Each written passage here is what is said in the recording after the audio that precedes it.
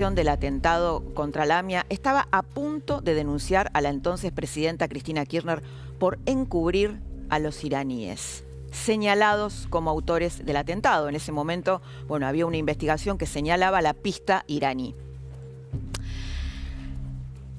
La denuncia era gravísima, conmocionó al país, y 4 días antes de su denuncia, Nisman aparecía asesinado con un tiro en la cabeza en el baño de su casa en Puerto Madero.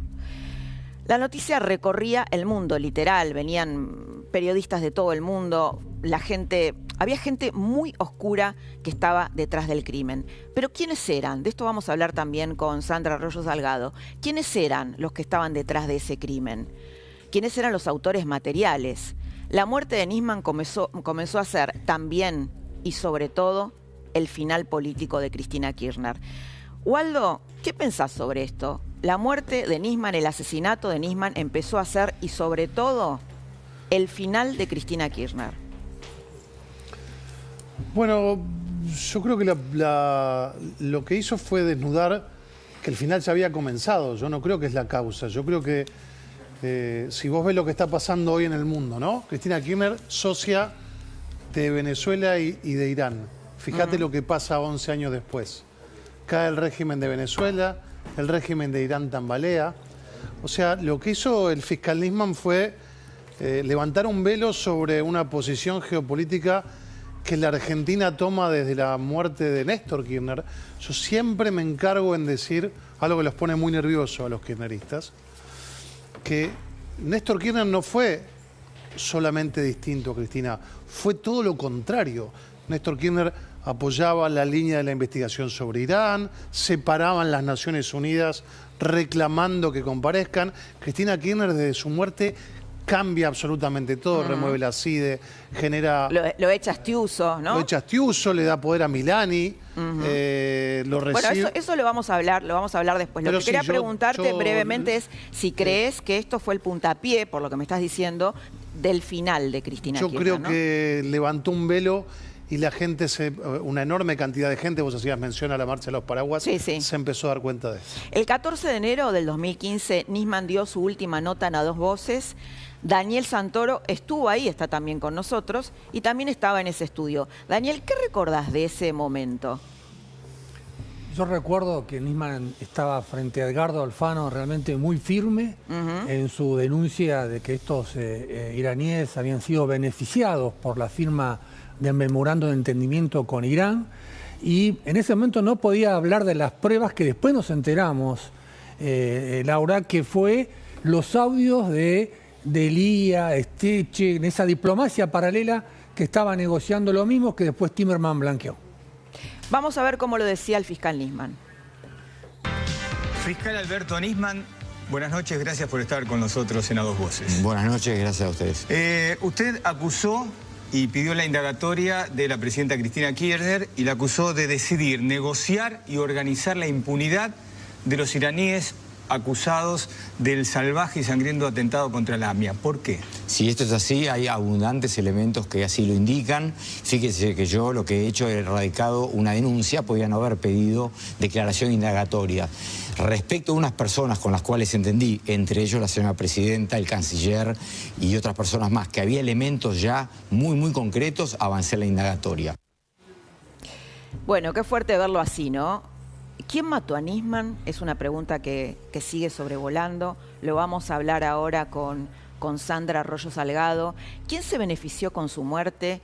¿A quién perjudicó su muerte? ¿No? Son preguntas que siempre en un crimen de esta magnitud se hacen los investigadores. Algunas pistas ofrece el propio fiscal en la misma entrevista. Nisman habla de los iraníes y el tema que comentaba Waldo recién, el tema de la alianza de Venezuela con Irán, lo que está pasando ahora en Irán, le da otra luz, otro color a lo que Nisman estaba denunciando en soledad. Mirá.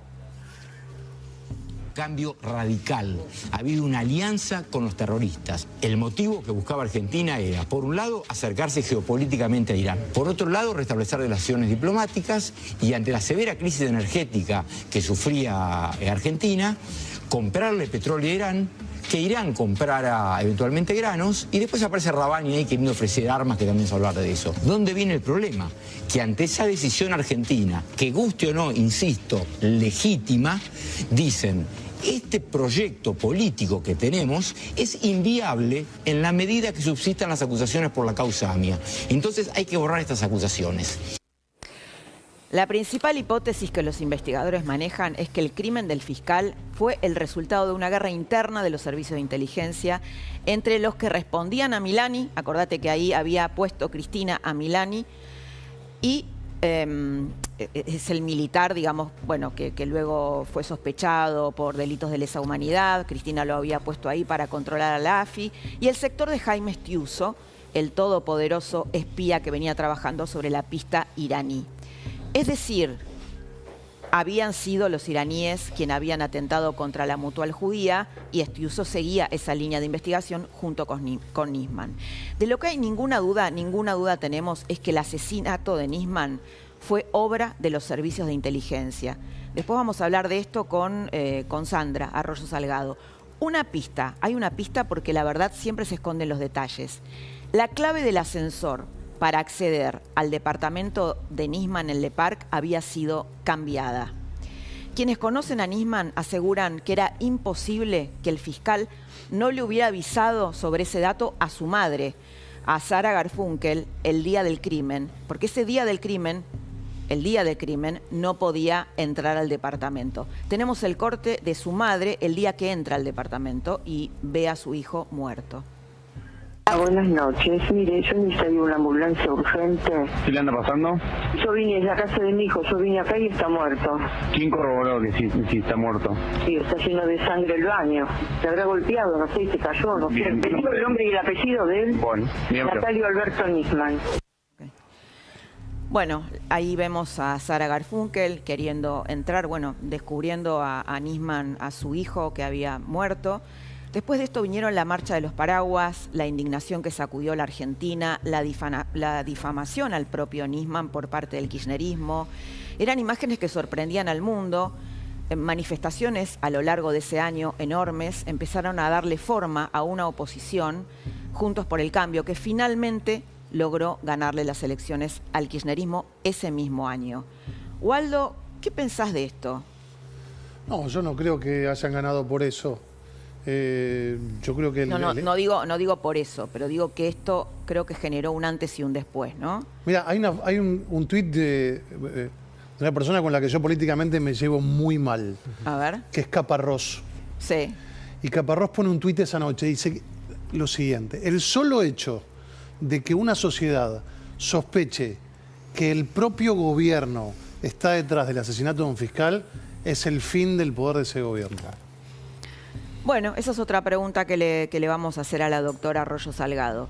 Así hablaba Cristina Kirchner sobre el crimen de Nisman, inmediatamente después del hecho, ¿no? A ver si lo vemos. A propósito de esas dos cartas, y si se me permite la digresión, se intentó decir que en la segunda había cambiado de opinión respecto de la muerte del fiscal Nisman, porque decía que en la primera había afirmado que era un suicidio y en la segunda que no. Una lectura detenida, rápida, de la misma, rápido detenida, ve claramente que en la primera carta, en el segundo párrafo, cuando hablo en el primer párrafo en términos generales de la muerte y del suicidio, y cuando me refiero concretamente al caso del fiscal Nisman, en el segundo párrafo pongo suicidio entre signos de interrogación. Bueno, ahí Cristina está haciendo una aclaración. El kirchnerismo fue y volvió con la idea del suicidio, con la idea del asesinato. Finalmente, por supuesto, instaló la idea del suicidio. Pero 4 días antes de esto que estás viendo acá, ¿te acordás que aparecía Cristina en una silla de ruedas porque no sé, había tenido un problema en el tobillo? Entonces hacía todo un acting y aparecía de blanco en silla de ruedas diciendo esto. 4 días antes había dicho esto otro. Los espías que no eran espías, esto pasó el 22 de enero, el magnicidio de Nisman fue el 18 de enero y la presidenta de ese momento dice los espías no eran espías. Bueno, ahí me lo sacaron, el suicidio que no fue suicidio los interrogantes se convierten en certeza y el suicidio que no fue suicidio, ¿no? Lo deja bastante claro ahí. Es decir, ahí está diciendo que, bueno, que no fue un suicidio, digamos. Hizo como una mezcla de cosas. Primero dijo una cosa, después dijo otra. Después de 11 años de idas y vueltas de la justicia, hoy la causa Nisman está a las puertas del juicio oral. Vamos ya entonces con la jueza Arroyo Salgado.